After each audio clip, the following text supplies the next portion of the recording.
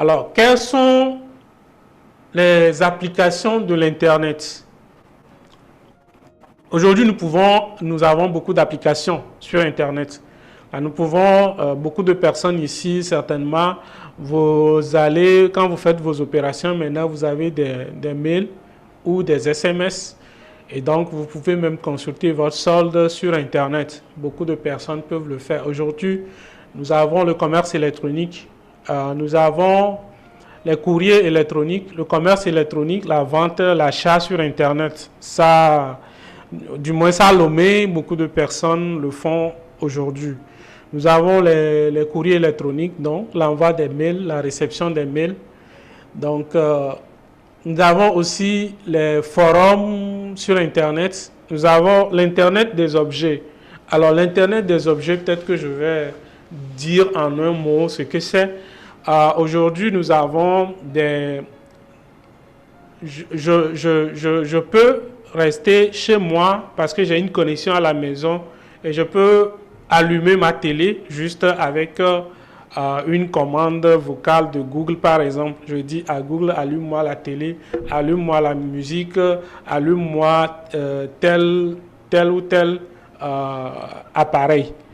Et donc, à supposer que je suis parti en voyage et j'ai un équipement chez moi, je peux commander l'équipement pour arroser une plante, par exemple, ou donner la nourriture à un chat. Donc, voilà pour parler de quelques applications de l'Internet des objets. Nous avons des jeux en ligne, nous avons des partages de fichiers sur Internet, nous avons les vidéos sur réseau IP.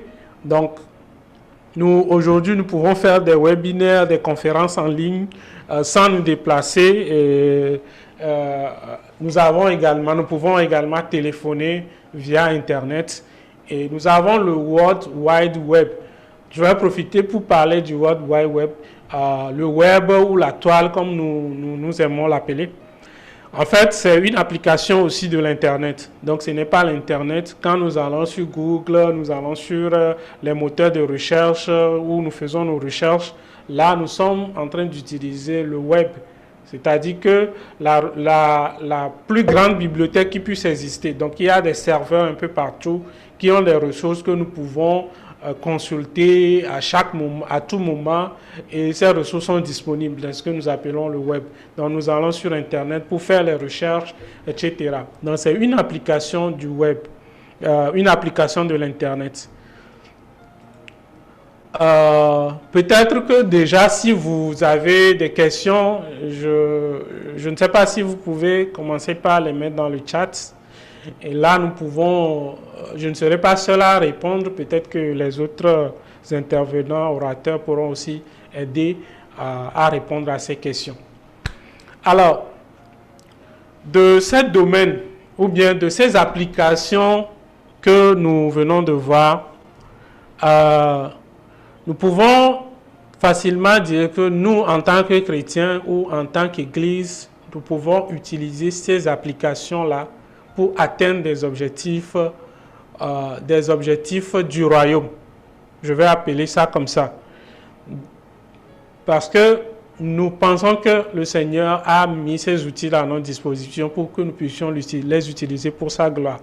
Et encore faudrait-il que nous soyons conscients, que nous soyons plutôt avisés pour pouvoir utiliser ces technologies, pour ne pas passer à côté d'une cible que le Seigneur voudrait toucher.